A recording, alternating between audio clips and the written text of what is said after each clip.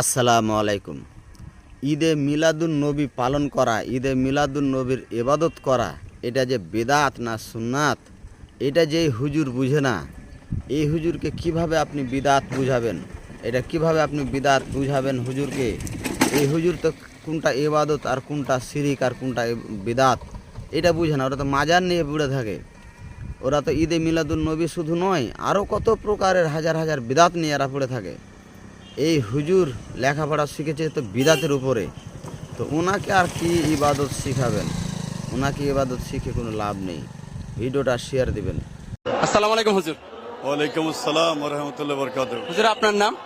আমার নাম মোহাম্মদ আলী শাহ নেসারি, হুজুর কোত্থেকে আসছেন? রাঙ্গুনিয়া থেকে। কেন? সকল ঈদের সেরা ঈদ ঈদে মিলাদুন্নবী মুমিনের ঈদ।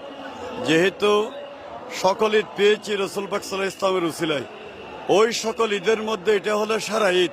তো ঈদের দিন যদি আমরা প্রিয় নবীর আগমনে আসতে না পারি তাহলে কোন ঈদে যাব? কখন আসছিলেন? সকালবেলা। কিছু লোক বলতেছে জায়েজ না।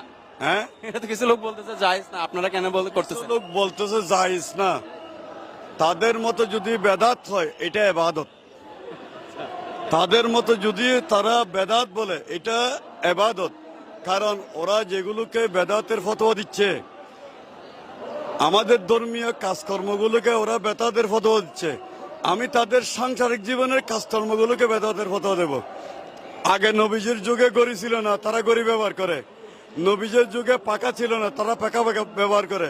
নবীজির যুগে এসি ছিল না, তারা এসি ব্যবহার করে। নবীজির যুগে মোবাইল ছিল না, মোবাইল ব্যবহার করে। এইভাবে যদি বলতে যাই, এই যে মেলামাইনের বাসন কুসন থেকে শুরু করে সবগুলো বেদাত। অসংখ্য ধন্যবাদ আপনার সময়টি দেওয়ার জন্য। আসসালামু আলাইকুম। ওয়ালাইকুম আসসালাম।